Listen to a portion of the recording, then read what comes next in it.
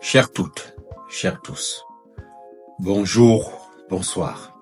Aujourd'hui est un nouveau jour. Je suis Timiya, professeur des universités et président du mouvement pour la libération et le développement du Cameroun, MLDC. Je pense que les barons du RDPC sont les politiciens les plus lâches de l'histoire contemporaine de l'Afrique et que l'Afrique ait jamais porté. Ce sont des hommes, surtout, puisque ce sont des hommes qui veulent gouverner sans déclarer.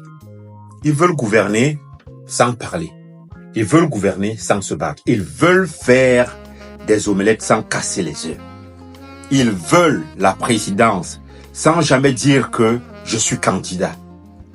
Ils veulent la présidence comme on hérite un fauteuil familial, sans sueur, sans conviction, sans projet, surtout sans projet. Ils veulent voler la présidence, la substituer en douce, comme des voleurs de nuit, en profitant du silence d'un vieil homme déjà affaibli qu'ils tiennent en otage politique. Paul Biya, plus de 92 ans, toujours non déclaré de sa propre bouche, toujours manipulé par une cour avide de pouvoir. Ils se servent de lui comme un masque pour cacher leurs propres ambitions politiques et surtout leur incapacité à affronter le peuple. Aucun d'eux ne dit « moi tel, je suis candidat ». Aucun n'ose débattre. Aucun ne se présente au jugement démocratique. Ils espèrent que le vieux va leur donner le pouvoir ou alors ils vont le substituer dans la nuit au peuple par des subterfuges et puis des faux semblants. Mais nous les voyons venir. Ils avancent à pas de souris.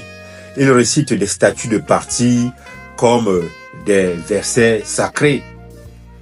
Mais ils ne trompent plus personne. Ils veulent récolter là où ils n'ont jamais sémé, ou plutôt là où ils ont sémé la misère et le désarroi. Ils veulent le pouvoir sans légitimité, un pouvoir sans parole, un pouvoir sans peuple. Eh bien, nous disons non. Nous disons non. On comprend le jeu. Nous, au MLDC, nous avons une autre vision. Nous croyons que le pouvoir appartient au peuple. Le peuple est souverain. Le pouvoir appartient à la communauté. Nous pensons que le président de la République ne doit pas être un roi muet caché derrière des ministres bavards, mais un citoyen parmi les siens. Un serviteur enraciné dans une communauté réelle, issue du peuple et parlant au peuple et redevable au peuple. C'est pourquoi, au MLDC, nous proposons la construction d'un État développementaliste communautaire. Un État dans lequel le président fait partie du peuple. Il est le guide du peuple. Le président n'est pas un fantôme, tapis dans l'ombre. Tapis dans l'ombre d'un système décrépit, mais un leader développementaliste ancré dans le présent, visible et responsable. Nous voulons tourner la page.